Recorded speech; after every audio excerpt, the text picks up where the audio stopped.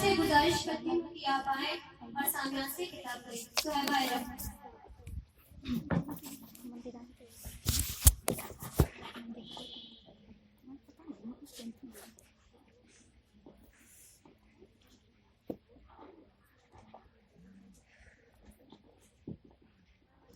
السلام علیکم ورحمۃ اللہ وبرکاتہ. الحمد للہ رب العالمین، الصلاة والسلام على اشرف الانبیاء والمرسلین محمد وعلى آلہ وصحبہ اجمعین. اما بعد، اعوذ باللہ من الشیطان الرجیم. بسم اللہ الرحمن الرحیم. قل هو اللہ احد اللہ الصمد لم یلد ولم یولد ولم یکن له کفوا احد. وقال النبی صلی اللہ علیہ وسلم: من قال لا الہ الا اللہ مخلصا دخل الجنہ. میری پیاری ماؤں اور بہنوں، آج اس پروگرام میں آپ لوگوں کے سامنے جس موضوع پر گفتگو کروں گی وہ ہے توحید اور شرک کی حقیقت. قبل اس کے کہ میں اپنے موضوع کی وضاحت کروں، آپ لوگوں کے سامنے چونکہ آج 26 جنوری ہے تو اس کے متعلق کچھ باتیں پیش کروں گی. میری پیاری ماؤں اور بہنوں، ہندوستان میں 2 دن بہت اہمیت والے ہیں، ایک 15 اگست اور دوسرا 26 جنوری. 15 اگست 1947 عیسوی کو ہمارا ملک ہندوستان انگریزوں کے چنگل سے آزاد ہوا، اس لیے ہر 15 اگست کو جشن یوم آزادی منایا جاتا ہے. اور 26 جنوری 1950 عیسوی کو پہلا قانون نافذ کر کے جشن یوم جمہوریہ منایا گیا، جس کی مناسبت سے ہر 26 جنوری کو جشن یوم جمہوریت منایا جاتا ہے. لیکن میری پیاری ماؤں اور بہنوں، جشن منانے کا یہ دن 2 انگلی کٹا کر نہیں ملا ہے، 2 سال احتجاج کر کے نہیں ملا ہے. اس کے لیے بڑی بڑی قربانیاں دینی پڑی ہیں، لاکھوں جانوں کے نذرانے پیش کرنے پڑے ہیں، تب جا کر ہندوستانیوں کو یہ سنہرا موقع نصیب ہوا.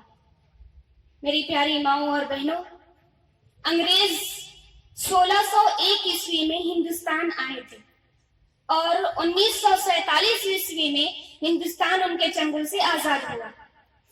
اس حساب سے 346 سال تک ظلم و بربریت کی ایک لمبی داستان لکھی گئی، جس کا ہر صفحہ ہندوستانیوں کے خون سے بھرا پڑا ہے.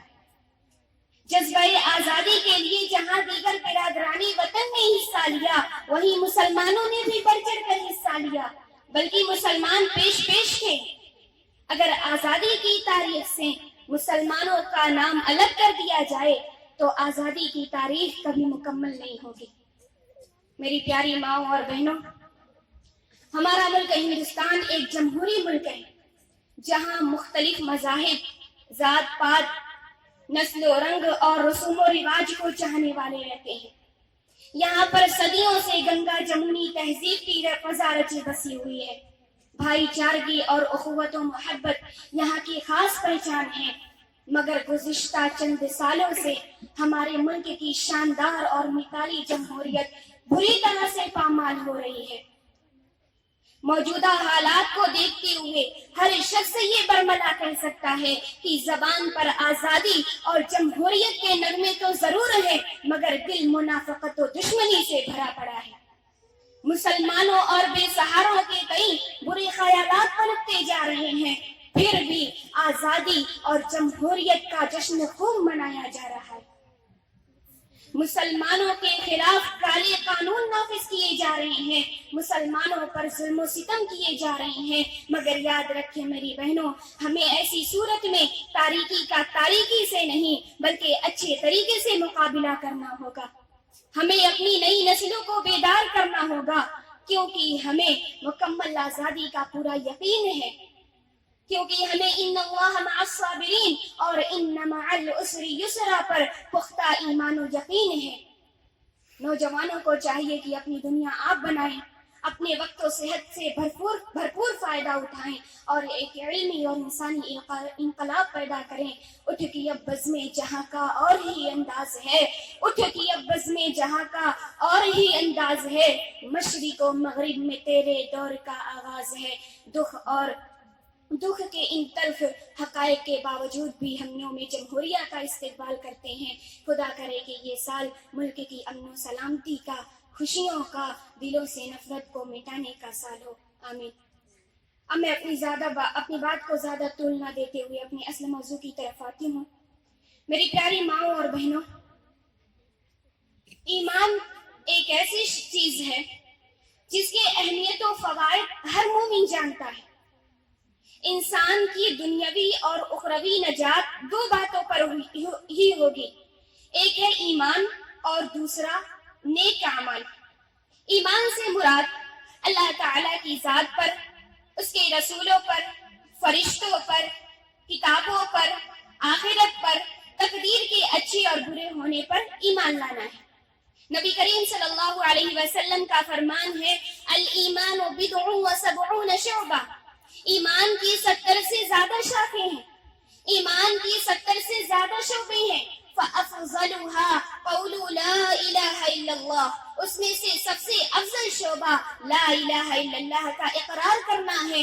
وَأَدْنَاهَا إِمَاطَةُ الْأَذَى عَنِ الطَّرِيقِ، اور سب سے کمتر شعبہ راستے سے تکلیف دہ چیز کو ہٹانا ہے۔ وَالْحَيَاءُ شُعْبَةٌ مِّنَ الْإِيمَانِ، اور حیا ایمان کے شعبوں میں سے ایک شعبہ ہے۔ نیک اعمال سے مراد وہ اعمال ہیں جو نبی کریم صلی اللہ علیہ وسلم کی سنت کے مطابق ہو۔ بلا شک و شبہ انسان کی اخروی نجات کے لیے نیک اعمال بہت اہمیت رکھتے ہیں، لیکن توحید اور اعمال صالحہ دونوں میں سے توحید کی اہمیت کہیں زیادہ ہے، کیونکہ قیامت کے دن توحید کی موجودگی میں نیک اعمال میں کوتاہی اور لغزش کی معافی تو ہو سکتی ہے، لیکن عقیدے کی بگاڑ کی صورت میں زمین کی وسعتوں کے برابر اگر نیک اعمال ہو تو وہ سارے نیک اعمال ضائع اور برباد ہو جائیں گے۔ کافر لوگ اگر زمین بھر کے سونا صدقہ کر دیں تو اللہ کے یہاں قبول نہیں ہوگا۔ اللہ رب العالمین کا فرمان ہے، ان الذین کفروا وماتوا وهم کفار فلن يقبل من احدهم ملء الارض ذهبا ولو افتدى به اولئک لهم عذاب الیم وما لهم من ناصرین۔ جن لوگوں نے کفر کیا اور کفر کی حالت میں ہی مر گئے، اگر وہ اللہ کے عذاب سے بچنے کے لیے زمین بھر کر سونا فدیہ میں دیں تو اللہ قبول نہیں کرے گا۔ ایسے لوگوں کے لیے دردناک عذاب ہے اور ایسے لوگوں کا کوئی مددگار بھی نہیں ہوگا۔ معلوم یہ ہوا کہ شرک کی موجودگی میں اور شرک کا پایا جانا اور توحید کا نہ ہونا یہ جہنم کے عذاب کا ذریعہ ہے، اور اسی طرح توحید کی غیر موجودگی میں اعمال صالحہ بھی ضائع و برباد ہو جاتے ہیں۔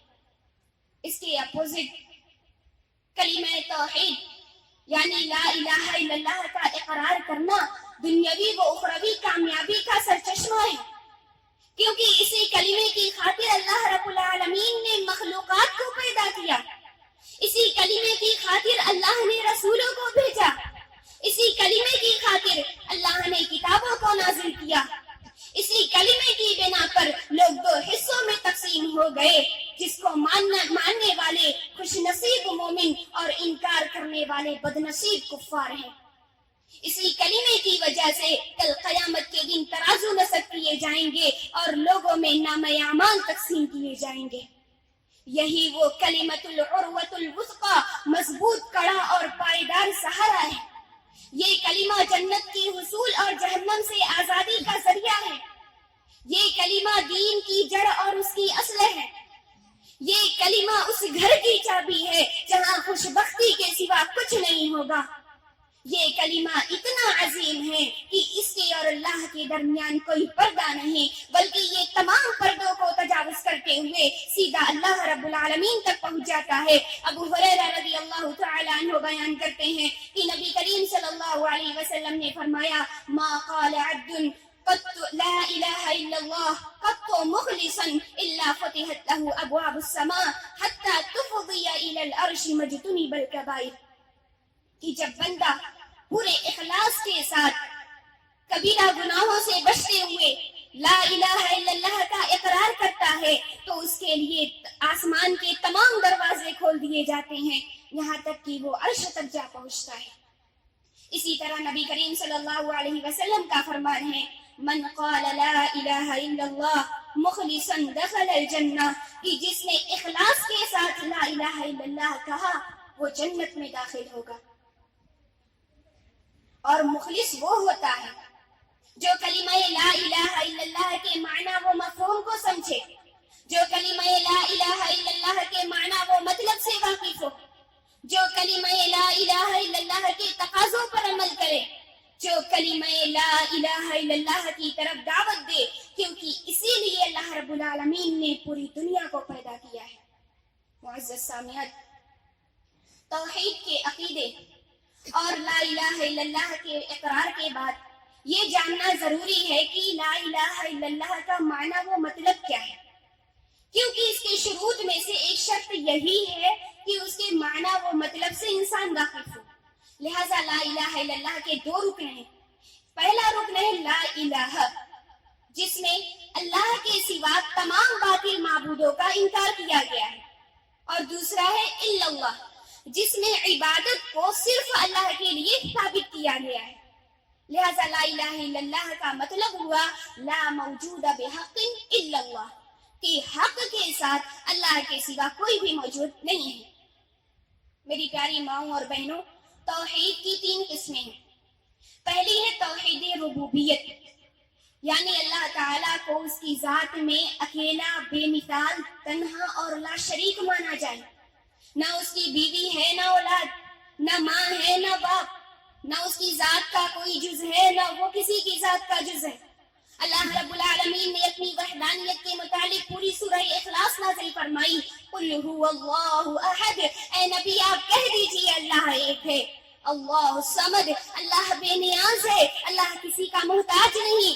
لم یلد ولم یولد, نہ اس نے کسی کو جنا ہے اور نہ ہی وہ جنا گیا ہے. ولم یکن لہ کفوا احد, اس کا کوئی ہمسر نہیں, اس کا کوئی برابر نہیں. اسی طرح مزید اللہ رب العالمین نے قرآن میں اپنی وحدانیت کے متعلق متعدد آیتیں نازل کی ہیں, مگر پھر بھی مشرکین مکہ فرشتوں کو اللہ تعالیٰ کی بیٹیاں قرار دیتے تھے. اللہ رب العالمین نے ان کے اس باطل عقیدے کی بھی قرآن میں مذمت کی. وَجَعَلُوا شُرَكَاءَ الْجِنِّ وَخَلَقَهُمْ کہ لوگوں نے جنوں کو اللہ تعالیٰ کا شریک بنا لیا ہے, حالانکہ اللہ تعالیٰ نے خود ان کو پیدا کیا ہے. وَخَرَقُوا لَهُ بَنِينَ وَبَنَاتٍ بِغَيْرِ عِلْمٍ, اور اللہ کے لیے بنا جانے بوجھے بیٹے اور بیٹیاں قرار دیتے ہیں. سبحانہ وتعالی عما یصفون, جو کچھ بھی یہ لوگ کہتے ہیں اللہ رب العالمین اس سے بہت بلند تر ہے. توحید کی دوسری قسم ہے توحید الوہیت, یعنی تمام قسم کی عبادت کو صرف اور صرف اللہ کے لیے خاص کیا جائے اور اس کے ساتھ کسی کو شریک نہ کیا جائے.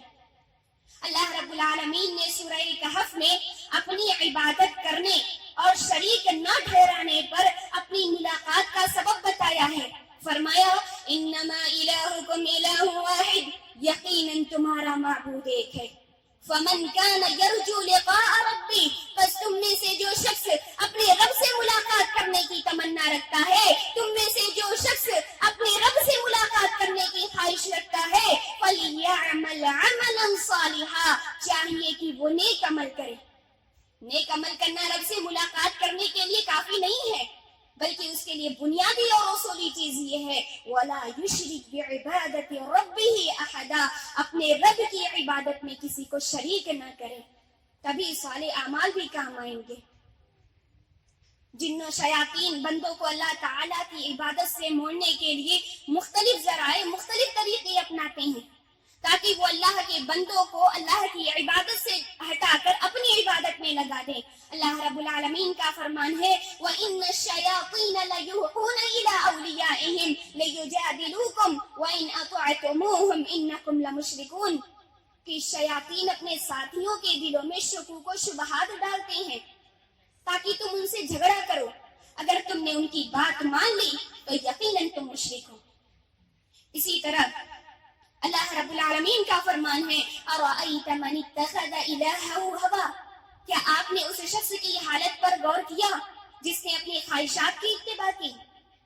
الغرض خواہشات کی اتباع کرنا اور شیطان کی پیروی کرنا اللہ رب العالمین کے ساتھ ایک قسم کا شرک ہے.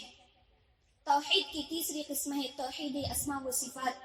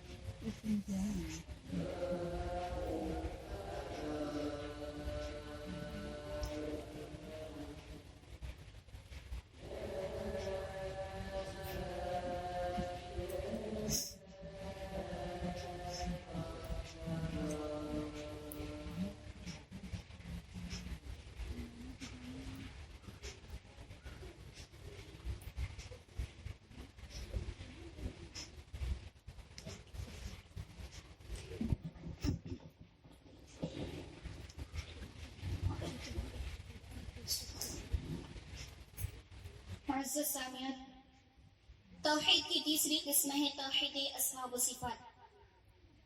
یعنی اللہ رب العالمین کی اسماء و صفات جو قرآن و حدیث کے ثابت ہیں اس میں اس کو اکیلا، بے مثال اور لا شریک مانا جائے. اللہ رب العالمین کی صفات بے حد و بے حساب ہیں، اس کا شمار نہیں کیا جا سکتا. شمار کرنا تو دور کی بات ہے، اس کا تصور بھی نہیں کیا جا سکتا ہے. اللہ رب العالمین کا فرمان ہے قُلْ لَوْ كَانَ الْبَحْرُ مِدَادًا لِكَلِمَاتِ رَبِّي لَنَفِدَ الْبَحْرُ قَبْلَ أَن تَنفَدَ كَلِمَاتُ رَبِّي وَلَوْ جِئْنَا بِمِثْلِهِ مَدَدًا. اے نبی آپ کہہ دیجئے کہ اگر میرے رب کے کلمات کو لکھنے کے لیے سمندر کو روشنائی بنا دی جائے تو روشنائی ختم ہو جائے گی، میرے رب کے کلمات ختم نہیں ہوں گے. اور اگر مزید سمندر کو روشنائی بنا دی جائے تو روشنائی ختم ہو جائے گی، لیکن میرے رب کے کلمات ختم نہیں ہوں گے. اللہ رب العالمین نے اپنے انہی صفات کے ذریعہ اپنی عبادت کرنے اور دعا کرنے کی تعلیم دی ہے. فرمایا وَلِلَّهِ الْأَسْمَاءُ الْحُسْنَى فَادْعُوهُ بِهَا. اللہ رب العالمین کے لیے اچھے اچھے نام ہیں، بس تم اس کے ذریعے سے اس کو پکارو. وَذَرُوا الَّذِينَ يُلْحِدُونَ فِي أَسْمَائِهِ، اور ان لوگوں کو چھوڑ دو جو اللہ کے ناموں میں کجروی ٹیڑھا پن اختیار کرتے ہیں. لہذا توحید کی ان تین قسموں پر بندوں کا ایمان ہونا ضروری ہے، تبھی وہ پکا سچا مومن بن سکتا ہے. معزز سامعین، توحید انسانوں کے لیے بہت بڑی رحمت ہے. جو شخص سچے دل سے کلمہ لا الہ الا اللہ کا اقرار کرتا ہے، پھر اللہ رب العالمین اس کو اس پر استقامت عطا کرتا ہے، تو کوئی بھی شیطانی طاقت اس کو اسلام سے پھیر نہیں سکتی. اہل ایمان نے دین پر، اسلام پر استقامت، عزیمت اور ثابت قدمی کی بہت سی مثالیں قائم کی ہیں. جیسا کہ حضرت بلال رضی اللہ عنہ جب انہوں نے اسلام قبول کیا تو ان کے آقا نے ان کو مکہ کے پتھریلے کنکروں پر لٹا دیا اور سینے پر بھاری پتھر رکھ دیا. لیکن پھر بھی حضرت بلال رضی اللہ عنہ کی زبان پر احد احد یعنی اللہ ایک ہے کہ الفاظ جاری رہے۔ اسی طرح حضرت خباب بن ارد رضی اللہ عنہ جب انہوں نے اسلام قبول کیا تو ان کے آقا نے دہکتے ہوئے انگارے پر لٹا دیا اور سینے پر بھاری پتھر رکھ دیا، ہل نہ سکے مگر اس ظلم و ستم کے باوجود اسلام پر ہی قائم رہے۔ اسی طرح خواتین اسلام نے بھی اسلام پر ثابت قدمی کی بہت سی مثالیں پیش کی ہیں، جن میں سے ایک ضعیف العمر خاتون سمیہ بنت خباب رضی اللہ عنہا ہے۔ جب انہوں نے اسلام قبول کیا تو ان کو مکہ کی چلچلاتی دھوپ میں لوہے کی زرہ پہنا کر لٹا دیا گیا اور کہا گیا کہ محمد کے دین سے انکار کرو، مگر سمیہ بنت خباب رضی اللہ عنہا نے اپنی جان اللہ کے سپرد کر دی، مگر راہ حق سے لمحہ بھر کے لیے ہٹنا گوارا نہیں کیا۔ میری پیاری ماؤں اور بہنوں، توحید کے اپوزٹ شرک ہے، جسے شیطان ہر زمانے، ہر علاقے، ہر قوم میں اپنے اپنے طریقوں کے ساتھ، مختلف طریقوں کے ساتھ وضع کرتا ہے اور اپنے افکار و خیالات کو پھیلانے کے لیے کبھی ہندوازم کا سہارا لیتا ہے تو کبھی بدھزم کا، کبھی یہودیت کا لبادہ اڑتا ہے تو کبھی عیسائیت کا۔ دراصل یہ صرف شیطان کی چال ہے تاکہ وہ اللہ کے بندوں کو صراط مستقیم اور سیدھے راستے سے گمراہ کر سکے۔ میری پیاری ماؤں اور بہنوں، مشرک اللہ رب العالمین کو رب اکبر اور معبود اعلیٰ تسلیم کرتے ہیں، اللہ کو اپنا خالق، مالک اور رازق مانتے ہیں، مگر ساتھ ہی ساتھ وہ یہ عقیدہ بھی رکھتے ہیں کہ اولیاء کرام اللہ کے یہاں بہت بلند مرتبہ ہوتے ہیں، لہٰذا ان سے بھی مرادیں مانگی جا سکتی ہیں، وہ بھی دعا سن سکتے ہیں، وہ بھی ہماری حاجت پوری کر سکتے ہیں۔ اللہ رب العالمین نے ان کے اس باطل عقیدے کا ذکر قرآن میں ان الفاظ میں کیا ہے، وَاتَّخَذُوا مِن دُونِ اللَّهِ آلِهَةً لَعَلَّهُمْ يَنصُرُونَ، کہ مشرکوں نے دوسرے معبود اس لیے بنا رکھے ہیں کہ وہ ان کی مدد کریں گے۔ میری پیاری ماں اور بہنوں، شرک کی دو قسمیں ہیں، ایک ہے شرک اکبر، یعنی اللہ تعالیٰ اپنی ذات میں، صفات میں اور عبادت میں اکیلا ہے، بے مثال ہے۔ اس میں کسی کو شریک کرنا یا پھر اس میں کسی کو اللہ کے برابر قرار دینا شرک اکبر کہلاتا ہے، اور یاد رکھیں کہ شرک اکبر کرنے والا ہمیشہ ہمیشہ جہنم میں رہے گا۔ اللہ رب العالمین کا فرمان ہے، وقال المسیح یا بنی اسرائیل اعبدوا اللہ ربی وربکم، عیسیٰ علیہ السلام نے کہا اے بنو اسرائیل تم میرے اور اپنے رب اللہ کی عبادت کرو، انہ من یشرک باللہ فقد حرم اللہ علیہ الجنہ، جس نے اللہ کے ساتھ شرک کیا تو اللہ نے اس پر جنت حرام کر دی ہے، وَمَأْوَاهُ النَّارُ، اور اس کا ٹھکانہ جہنم ہے۔ اسی طرح نبی کریم صلی اللہ علیہ وسلم کا فرمان ہے، مَن مَاتَ يَجْعَلُ لِلَّهِ نِدًّا أُدْخِلَ النَّارَ، جو اس حالت میں مرا کہ اللہ کے ساتھ شرک کرتا تھا جہنم میں داخل ہوگا۔ اسی طرح اللہ رب العالمین نے نبیوں سے بھی کہا کہ اگر تم نے شرک کیا تو تم خسارہ اٹھانے والوں میں سے ہو جاؤ گے۔ فرمایا وَلَقَدْ أُوحِيَ إِلَيْكَ وَإِلَى الَّذِينَ مِن قَبْلِكَ، کہ اے نبی ہم نے آپ کی طرف اور آپ سے پہلے نبیوں کی طرف یہ وحی کیا کہ لَئِنْ أَشْرَكْتَ لَيَحْبَطَنَّ عَمَلُكَ وَلَتَكُونَنَّ مِنَ الْخَاسِرِينَ، کہ اگر تم نے شرک کیا تو تمہارے تمام نیک اعمال برباد ہو جائیں گے اور تم خسارہ اٹھانے والوں میں سے ہو جاؤ گے۔ میری پیاری ماؤں اور بہنوں، اگر والدین یا کوئی عالم شرک کرنے کا حکم دے، شرک کرنے کی طرف دعوت دے تو ان کی بات ماننا اور ان کی اطاعت کرنا بھی حرام ہے۔ اللہ رب العالمین کا فرمان ہے وَوَصَّيْنَا الْإِنسَانَ بِوَالِدَيْهِ حُسْنًا، ہم نے انسان کو وصیت کی کہ اپنے والدین کے ساتھ حسن سلوک کریں۔ وَإِن جَاهَدَاكَ لِتُشْرِكَ بِي مَا لَيْسَ لَكَ بِهِ عِلْمٌ، اور اگر تمہیں اس بات کا حکم دے، تمہیں اس بات پر ابھارے کہ تم میرے ساتھ شرک کرو جس کا تمہارے پاس علم نہیں ہے، فَلَا تُطِعْهُمَا، تو تم ان کی بات نہ مانو، ان کی اطاعت نہ کرو۔ میری پیاری ماؤں اور بہنوں، شرک کی دوسری قسم ہے شرک اصغر۔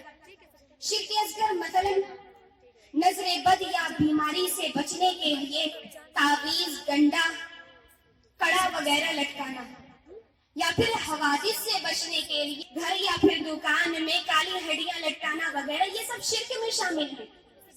इसी तरह नवजायदा बच्चे के बाजू में छुरी या चाकू या फिर कोई भी लोहे की चीज इस अकीदे के साथ रख देना कि ये चीज बच्चे को जिन्नो शयातीन से महफूज रखेगी, अल्लाह रब्बुल आलमीन के साथ एक किस्म का शिर्क है। इसी तरह काला धागा पैर, हाथ या फिर कमर में या फिर बाजू में बांधना, ये भी अल्लाह के साथ शिर्क करना है और ये गैर कौमों की मुशाबहत भी है। अल्लाह के नबी करीम सल्लल्लाहु अलैहि वसल्लम ने फरमाया, मन तशब्बह बिकौमिन फहुवा मिनहुम, कि जिसने किसी गैर कौम की मुशाबहत की, जिसने किसी गैर कौम के तरीकों को अपनाया, तो वो उन्हीं में से है।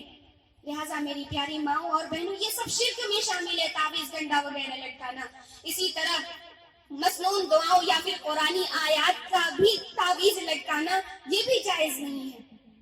उक़बा बिन आमिर अल-जुहनी रज़ियल्लाहु अन्हु बयान करते हैं कि नबी करीम सल्लल्लाहु अलैहि वसल्लम की खिदमत में एक जमात इस्लाम कबूल करने के लिए आई।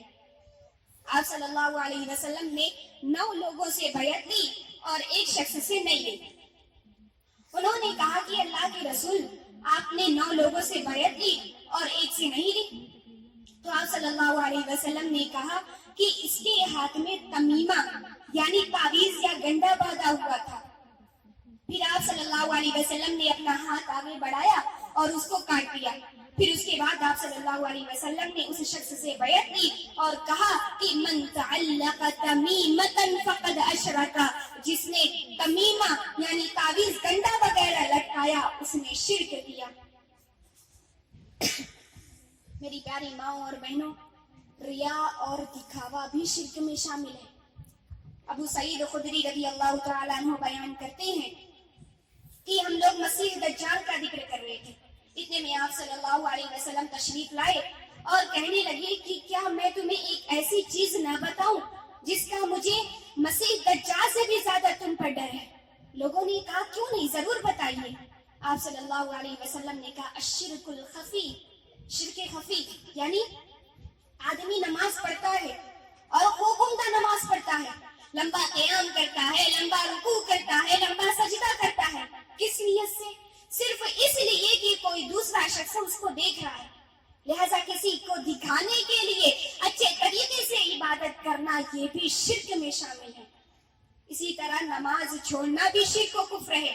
नबी करीम सल्लल्लाहु अलैहि वसल्लम ने फरमाया, बैनल अब्दी व बैनल शिर्की व बैनल कुफ्री तर्कुस सलाह, कि आदमी और कुफ्र व शिर्क के दरमियान फर्क करने वाली चीज नमाज है। जिसने नमाज छोड़ी उसने कुफ्र किया। मेरी प्यारी माओ और बहनों, आज मुसलमान शिर्क व बिदअत के दलदल में फंसे हुए हैं। वो पेशानी जो अल्लाह के सामने झुकनी चाहिए थी, वो गैरुल्लाह के सामने झुकती है। तौहीद से दूरी इख्तियार की जा रही है। कुरान हमें तौहीद की तरफ बुलाता है और हम शिर्क व खुराफात में मुब्तला हैं। इसी वजह से आज मुसलमान चारों तरफ ज़लील व ख़ार हैं, क्योंकि हमने इस्लामी तालीमात को भुला दिया है।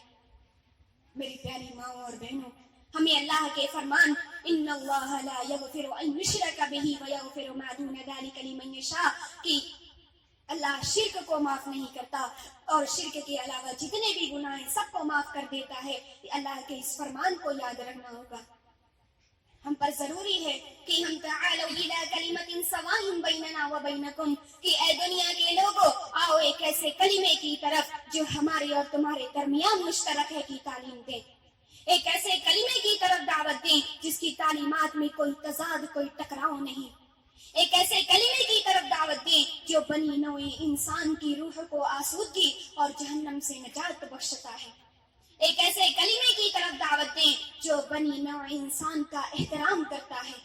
एक ऐसे कलिमे की तरफ दावत दें जो बनी नौए इंसान को अदल व इंसाफ, मसावत व अखुवत जैसी आला अक़दार की ज़मानत देता है। एक ऐसे कलिमे की तरफ दावत दें जो बनी नौए इंसान को जहन्नम से आज़ादी बख्शता है, और वो एक कलिमा ला इलाहा इल्लल्लाह है। اخیر میں اللہ رب العالمین سے دعا ہے کہ یا الہ العالمین تو ہمیں کلمہ لا الہ الا اللہ کا سچے دل سے اقرار کرنے، اس کے معنی و مطلب کو سمجھنے، اس کے تقاضوں پر عمل کرنے کی توفیق عطا فرما، اور شرک کی ہر ظاہری و باطنی شکلوں سے ہمیں محفوظ رکھ. آمین. تقبل یا رب العالمین. والسلام علیکم ورحمۃ اللہ وبرکاتہ.